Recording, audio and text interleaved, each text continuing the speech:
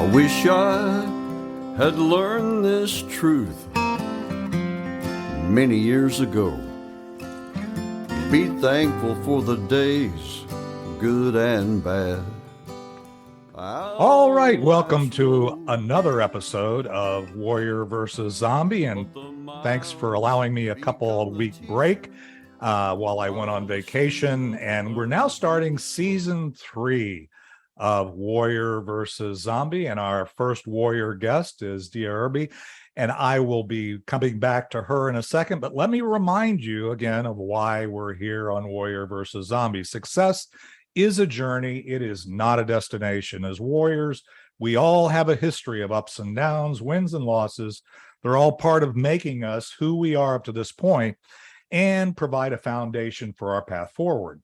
We all battle our inner zombie as well as those zombies in our world. And in each episode, I interview warriors who are aspiring leaders from all walks of life: entrepreneurs, artists, health practitioners, business owners, literally any inspired leader that has a story to tell. These warriors have a cause, they have unique value, and a vision that goes generations into the future. And today's guest is absolutely no exception. Dea Irby is an awesome warrior. She's a wife, a mother, a grandmother, entrepreneur, speaker, and author. Her warrior journey includes living in 5 southern states and is now a realtor in North Carolina. She and her husband of almost 50 years, that's just amazing to me, have sent 8 children, and that's another amazing thing, into the world to make a difference. Her warrior journey includes owning the Baron York Tea Room in North Georgia, where she published A Dollop and A Pinch, recipes and stories from the Baron York. Today, Dea travels all over the world to visit her 8 children, I can only imagine, and 18 grandchildren. That's crazy. She is a TEDx speaker, the talk being The Magic of the Meal, a published author, an Ox in Your Kitchen, a devotional journal for young mothers, Like Dew on the Grass, a devotional journal for women seeking God, Molding Global Citizens, a guide for parents, and she is a contributing author in 9/11, The Beautiful Broken Day, and three episodes or books of The Chicken Soup for the Soul, which is, again, a great series. She is a queen of self-reinvention and has stepped out into new adventures about every decade of her journey. Dea Irby, I'm exhausted just doing the introduction. Welcome to Warrior versus Zombie. How are things in North Carolina today? Things are pleasant. We've been having 100-degree, 98, whatever, and we have showers coming and cooling off things. So we're about in the high 70s now. So it's a great day in Durham. Yeah, I have to say, having living in Dallas, and I think we're still looking. Had a 97-degree day yesterday, but it did rain yesterday, which dropped it a little bit. So we spent a lot of time this time of year complaining or lamenting the weather. Having come off of a 16, 17-day stint in Europe, where they were experiencing the same kind of heat that I'm used to or deal with here in Dallas, I learned to appreciate the thing that I think, both enjoy here in the U.S., which is great air conditioning. And in Europe, they don't deal with that. So wanting to have it be 69 degrees while you sleep is not even a possibility, even in very nice hotels or places to stay. And so anyway, I was realizing how blessed I am to have the air conditioning. And that's a beautiful thing. Well, anyway, so the weather's good there. Well, there is a saying, and I discovered what they mean by it. If you don't like the weather in North Carolina, just wait 30 minutes and it will be, you do get to experience all the seasons, but sometimes that's all in 1 week. 98 degrees one day and snow and another day of the week. Yeah, that's actually a pretty common statement here in Texas as well. Is just if you don't like the weather, just wait a little bit. It is kind of a slog through a lot of times during the summer. Let me ask you this. I'm curious, and I know we probably won't get into it, but I'm still having 5 kids myself, which I feel like is kind of a thing. You have 8 children and 18 grandchildren. Just out of curiosity, where in the world are they all at? Can you list off to me geographically where they are? I normally don't do this, but I'm fascinated by 8 children, and normally I have people same husband, same body. Yeah, and that's the thing that really amazes me is you've got to be a warrior just with that alone. Listen, yeah. Now they are somewhat gravitating home, but our oldest daughter got married, moved to Brazil. She and her husband were there for 10 years. So those 3 grandchildren are dual citizens.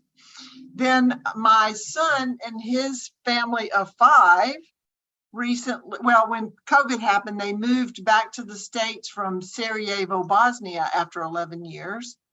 And he had spent 2 years in Croatia before getting married, coming to the States, getting married, and then moving to Bosnia. I have a son that I talked to him yesterday. He's in Paris right now. He's going to end up in Lisbon at Portugal, and we're going to go there for Christmas. And then I have a daughter and her husband that taught at an English-speaking boarding school in northern India. And I have a son who spent a year at Beijing Normal University. I don't know, they have an abnormal one, but that's the name of it. And he spent a year at Osaka University in Japan.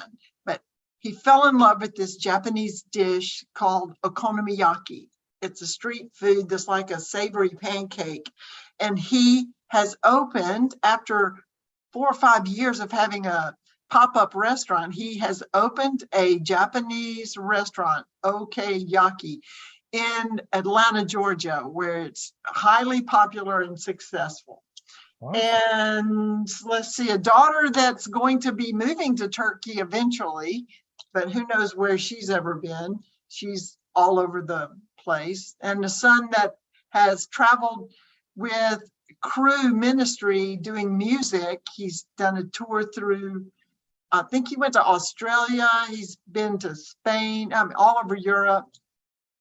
And yeah, that's where they have been. That's why I wrote the book, Molding Global Citizens, because people say, why are your children all over the world? And either I'm a really bad parent and they can't wait to get really far away from me, or I made them feel so secure and see the world very big, and they wanted to go out and serve all over the world. And that is the reason. And looking back, I see the influences that they had in their lives to give them the vision to take on the world. So that answers that. Oh, and I should add that we do have 3 exchange daughters, 1 from Germany and 2 from Amsterdam. So that we did have those, not to mention all the friends that sort of got adopted as children in our family. Yeah, I can totally relate to that. Well, one of the things that I wanted to do in season 3 was get off of the whole COVID thing, because in our season 1, we started during COVID. And I wanted to take the opportunity, because I know sometimes when we get into your story, getting from here to there and then talking about what you're doing, there's this gap. And since you gave me the ultimate opportunity here with your bio or the experience you had to explore that. So I'm sure it'll make more sense as we hear your story. But what we're going to do now is take a quick break. And when we come back, I want to hear your story. For the audio audience, we'll hear a little bit of Ricky Jean Wright, our theme song, It's Not the Getting There. And we'll be right back with Dea Irby and Warrior versus Zombie. But the miles become the teacher while the student learns real slow, traveling blind most of the time. Wherever you go, it's not the getting there, it's the journey every day. It's not a race to see. All right, we're back. And Dea, you've already given me so many things. We might have to have another episode just to explore some of these things about raising global citizens and that kind of thing. After my experience with having my whole family pretty much in another country and then scattering to various parts of Europe while we all kind of made our way back to DFW, it gave me a kind of some insight into maybe some things you've got a lot more experience with. But anyway, let's not go there. Let's talk a little bit. I want to hear about how you got from where you started, and obviously you've got a lot of story to tell, but from where you started to where you are today, share that with our audience. Well, starting off, I tell people I'm from South America. I was born and raised in Mississippi. I've lived in Alabama, 2 places in Georgia, and 2 places in Florida. And that pretty well covers South America, right? No, I started in this small, sweet community of 5,000 people in Mississippi, where everybody knew everybody, which was good because you felt really secure and connected. It was also not so good when somebody would tell your Aunt Pat, who would call your mom, to say, you know what your daughter was up to? Anyway, that was the only time I moved growing up, was from the back bedroom to the front bedroom until I went to college. The people I made cloverleaf necklaces with in kindergarten in Miss Annie's front yard were the same people I graduated with. So that was my cocoon of a life. And then I got married and we moved 13 hours away from anybody or anything I knew. My husband was a church planter. And I realized that not everybody understands belonging or having a community. Everybody didn't have, my normal was not everybody else's normal. And I felt the pain of loneliness. That was a zombie I had to face. Mm-hmm. And I was no longer hearing, hey, how's your mom and them? And if anybody's listening and they're not from the South, that's how is your mother, all of your relatives, tell them all I said hello. And I was longing for the how's your mom and them. And, but so I had to reinvent myself. Now I'm a mother with 2 tiny toddlers and in a town where I didn't know anybody, and it was a church plant work. So we had to build a community. There were 7 people that wanted a church. So we had to do that work. And then having moved 15 times over all these different states, I found myself adapting to the area and finding, what is it that I can bring to the table in this particular instance. There was a time when I was a really focused homeschool mom. We had our 8 in batches. So we had 2 girls and 2 boys, and every odd year after we got married, we thought, that's good. We have our 4 kids. And then we moved after we gave away all of our baby equipment. And 5 years later, it's like, oh, wait, I know this feeling. So every even year, for 3 even years, we had the 3 Musketeers. And that was a time when I was homeschooling and really focused on because of the ages and the needs of the children. And had exchange students. And then when we moved again, I became the playwright, producer, director. We had musical dinner theaters every Easter season, mostly because our oldest daughter started writing musicals when she was 16. And incredible. So we had 4 that we would rotate around. And so we had that season of when I was the theater person and playing tennis. So then we moved again. Oh, wait, at the end of that, near the end of that, it's like our oldest daughter's getting married and about to get married and move to Brazil. And I'm going, I know I'm getting older, but oh, yes. So I got to wear a Mother of the Bride maternity dress. No. Because number 8 came along 8 years after the last one on number 6's birthday. So all my red-haired, freckled children are both born on September 22nd. Anyway, and then we moved. And I'm thinking, every time I move, I have a baby. Wait, why don't I get a restaurant instead? That can be my baby. So then I became a business owner and owned a tea room in the North Georgia mountains while I was also being a mother. And by this time, being a grandmother, well, our grandchildren were being born in Brazil. So you have to go visit Brazil, right? Got to go make sure everything's fine.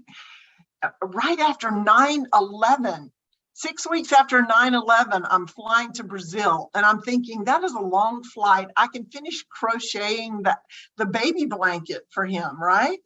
They wouldn't let me keep my crochet hook on the plane because it was a dangerous weapon. But anyway, I got the blanket finished. So then I did that, and then we're moving from there. So I wrote a cookbook because people wanted my Greek egg salad. So you just have to buy the cookbook, right? And it's full of stories of the people that came in, like the couple that came, I thought they were from Liverpool. That's what they said. And then after they visited a while, they said, actually, we're from a little village outside of Liverpool called Irby. I'm like, what? So that was a fun season of life. And then when we moved to North Carolina, I realized we only have that one left because everybody's grown, married, college, working, whatever. And one day she too will be leaving. And my husband, who's been pastoring, and that's why we moved to all these churches, will retire. What do I need to do? So I reinvented myself as a realtor. Mm-hmm. So I hope that people feel like, you know, whatever you want to do, go for it. Because that's, you know, you just, why wait? It's not going to be any better later. So that kind of brings you to where I am now. And I'm also reinventing myself as a speaker and getting these books that have been inside. Everybody has a book. Have you written a book? I'm working on it right now. There you go. I've written a book. It was more of a workbook. It will be coming. Actually, you're going to be part of it because one of the reasons I'm doing this podcast is to hear warrior stories, give some real examples of real people that are vision warriors that are actually moving forward. So yeah, that's a good question, actually. And so I'm working on that, and that's kind of was one of the things that started this. So thanks for asking. But you know, some of the people listening to this podcast may not really understand that there's a lot more to this. So, but let me ask you this before I think we kind of got to today, and we're going to talk about that more in the next segment. But I do want to go back.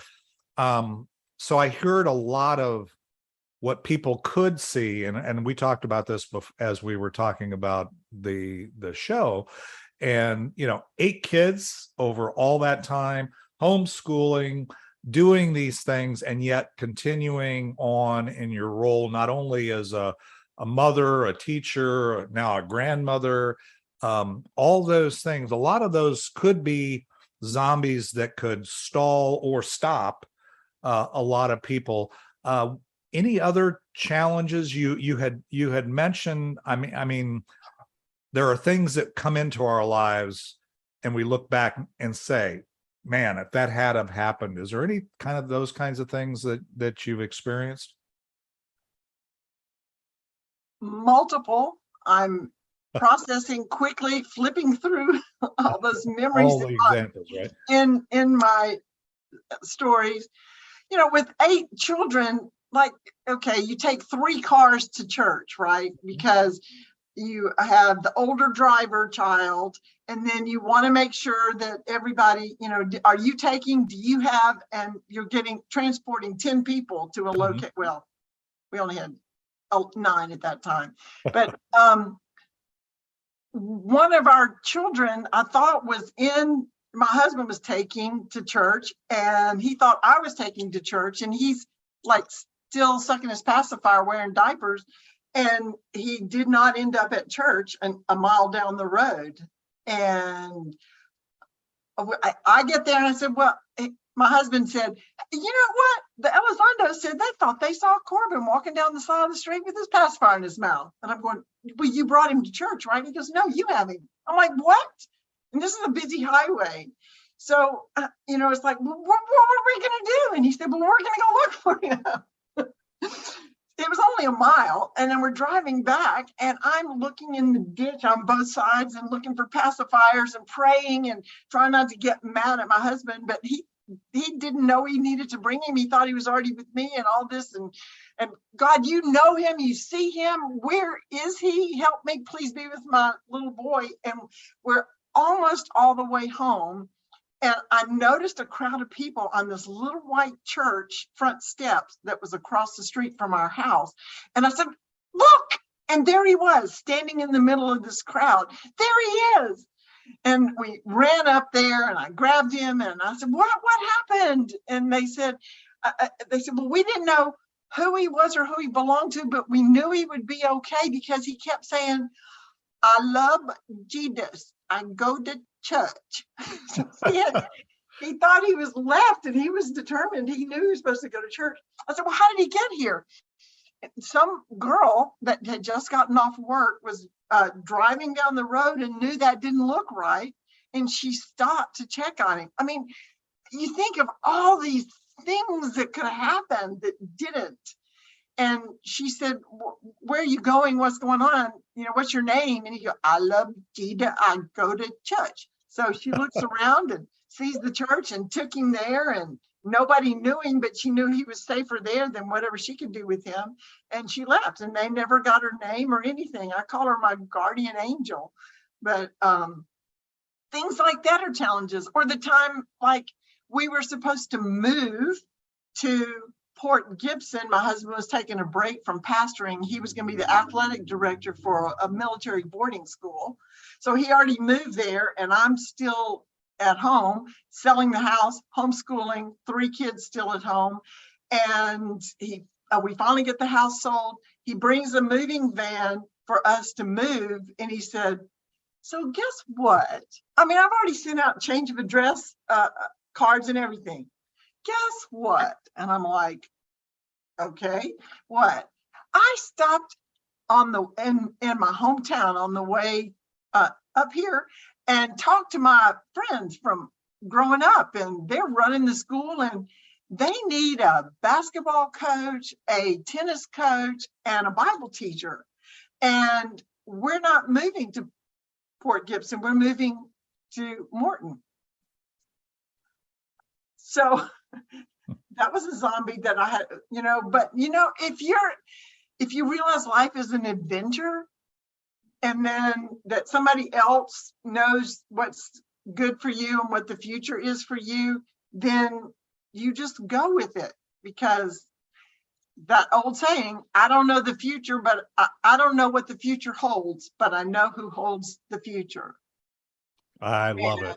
And those are, or the time I lost was he 11? On a snow-covered volcano in New Zealand. Oh, no. He was too big to stay on the bunny slopes. So he got himself on a ski lift and went to the top of the mountain. And we couldn't find him. And they had to go on a search to find him. We did find him. just, the everyday little challenges. I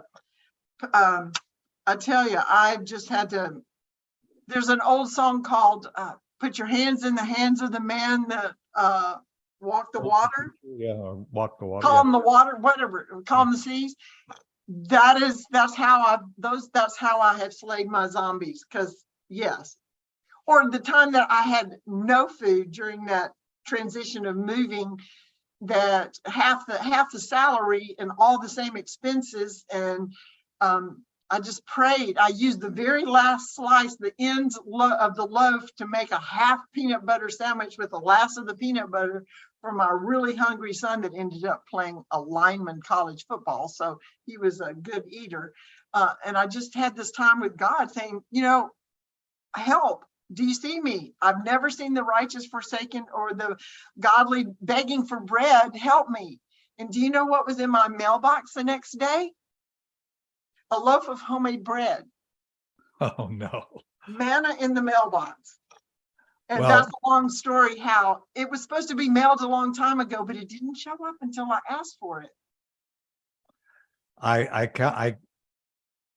You don't understand. I mean, I have a lot of common perspective with some of the stories that you're sharing, the zombies, in terms of having more than one kid and having two people taking them. And I totally get that. I've done that. I mean, not exactly that story, but I've had that where we arrived home from church or on the way to church, and I thought she had him, and we've gone out and realized we left one of them at home, and he didn't even, I mean, my youngest, my son. So I totally get that. And they are zombies, and it does freak out. But the thing that I think, and we're going to get into where you are today, because there's so many, I can tell that there's so many, there's a whole litany of stories that we could explore.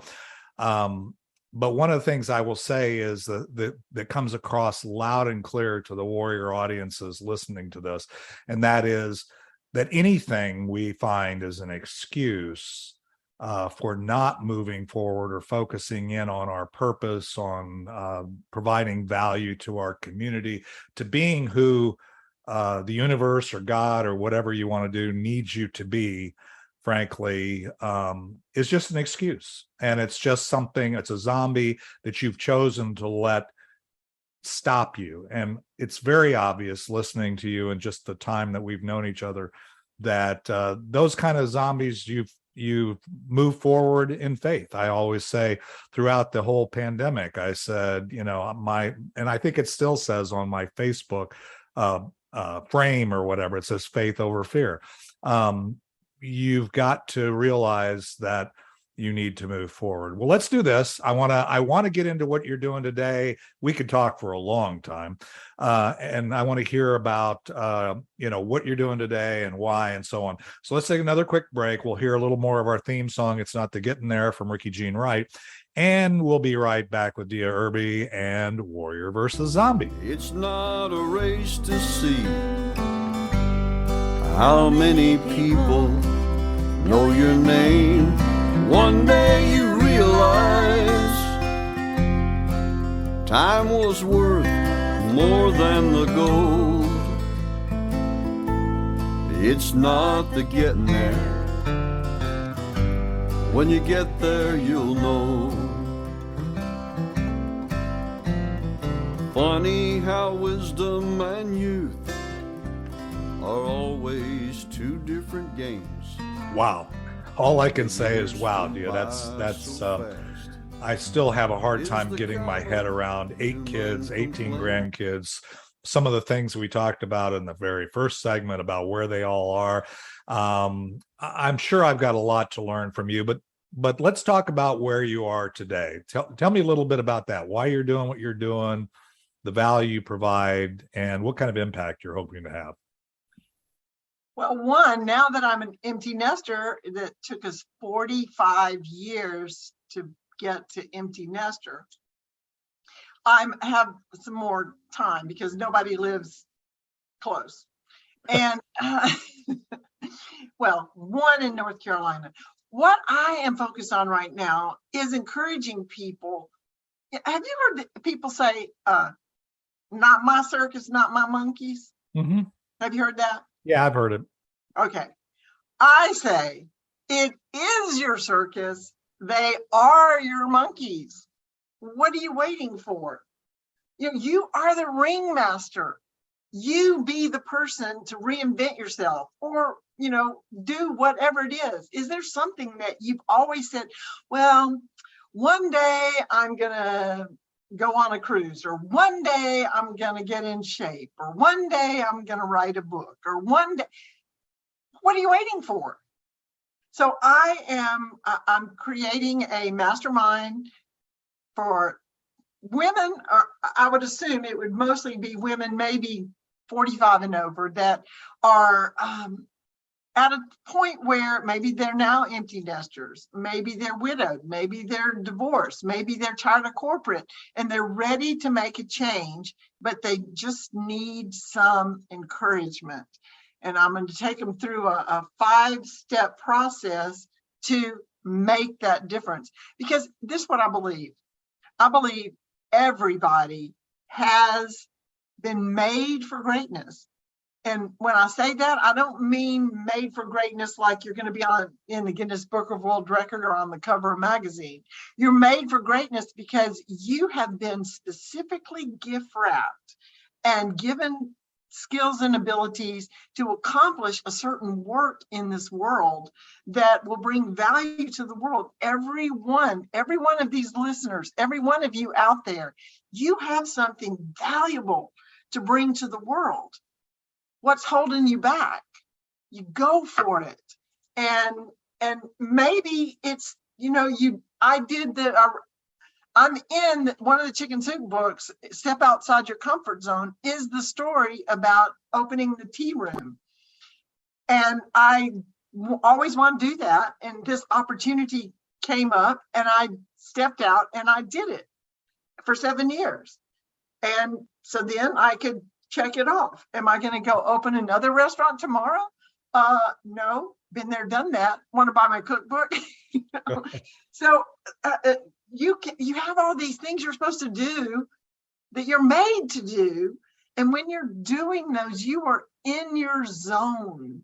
It's something natural. It's something you enjoy. It's not something that's a chore because you were made to do this. You're that puzzle piece that fits in that hole in the big picture that none of the other pieces can fill. So, as Judy Garland says, why be a second-rate version of somebody else when you can be a first-rate version of yourself? You are valuable, you're made for greatness, and you matter. And I'm here to encourage and work with you to get her done. I love it. So first of all, anybody who's listened to this podcast and anybody who knows me would say, boy, she's singing your tune just at a little different octave or whatever, because frankly, we all have a unique reason, as I call it, for being on the planet. There's something that we're supposed to do that there's nobody else that God put here or to do. And it's really, we all have that unique purpose. Actually, when we take time to contemplate and stay and get in touch, what you're saying is so true. Is it's obvious. You'll know. And that was my vision challenge, was a lot of helping people remember, or and you can get really caught up in the things, the zombies of today or the world that you're going through, and lose sight of why you were put here. The other thing is, we all have a unique value. We all have things that we can do that nobody else can do. The people around us know it. They see it. You have a superpower. You don't, and you need to know what that is. And then the third thing is, if anything were possible, these are the 3 components of the vision challenge. What kind of impact, or what would your ideal day look like in the future? The reality of it is, everything is possible. There is no, I believe that everything is possible. So taking that purpose, taking that value and applying it is exactly what you're saying. And it doesn't, by the way, just apply to women. Men have the same challenge. We all We all have that. But I understand that you've got a story that could really, just listening to you talk, getting to know you a little bit here, you have something that you eliminate just in who you are and the journey you've come from and what you've already done and what you're looking to do. All the excuses, right? I mean, we all talk in language of imperatives. That's when you say, I should, I could, I wish, no, we all have, just like you said in your story and just like you said here, we all just need to start moving forward. Just take that first step. Remember why we're here, remember the value provide, and go forward. So I love it. I totally love it. Well, anything else because we're going to come back and I want to make sure there's so much we could take away that we distill it down to, if we take away anything, what would it be? But what else what is the impact you would hope to have? I hope to have people feel like they are fully manifesting or fully being or offering to the world what they were made to offer. And it will bring you joy if you're doing that, because just like, I don't know, you go by the owner's manual and it says to put a certain kind of gas in your car, don't use water, don't use Coke, whatever, and it runs better. If you are going by the plan that's for you to go where you're supposed to go, do what you're supposed to do, impact the people. They're waiting for you. And I would hope that I could work with people to get them to that point. And also, the made for greatness is just part of a whole plan of knowing that we need to belong to each other. We need to understand human belonging. So I'm on a mission about that too. And I love that mission because that's essentially my ministry, or my focus is community and building community. And it's why the Richardson Play Networks, by the way, you'll be doing a mastermind there in a few weeks, and I'm looking forward to that. So anybody that really likes what we're hearing here ought to tune into that show. It'll be on the Be Connected platform as well as on our YouTube channel, and you're welcome to join. But let's do this. I want to take a quick break, and I want to come back, and we could talk forever, but we're running out of. I'm sure people could listen forever too, but we're going to come back, and I want to make sure we take away what you'd like us to take away, and then hear how we stay in touch with you. So with that, let's take the final break. We'll come into what I call the Land of Plains segment of Warrior versus Zombie, and we'll hear a little more from Dea Irby, and after we hear a little bit of Ricky Jean Wright. Funny how wisdom and youth are always two different games. The years flew by so fast, is the common human complaint. The memories in our minds turn to diamonds in our soul, and by the grace of God. All right. Well, wow. So first of all, Dea, let me say this. After getting back and being out of pocket and taking a break and you reaching out to me and reminding me that we had this podcast today, which sounds kind of crazy, but when you're going and doing things, so you can appreciate some of the distractions. And so I'm very thankful that we had this opportunity, because I got to say, I think we've launched season 3 of Warrior versus Zombie, episode 86, in a way that I hadn't even imagined. But you know what? I run my life by divine appointment. And so everything happens for a reason. So anyway, as I said before the break, I want to hear, if we take away anything, it doesn't have, one thing, two things, I used to say one thing, but then I realized warriors are overachievers. So sometimes they want to give me more than one. But if we take away anything from this discussion, this podcast, what would you want us to take away? One thing, you matter. You can make a difference, and you are made for greatness. What you can bring to the world the world needs. And there's someone out there waiting for you to bring it to them. That's it. You don't know how long you have, because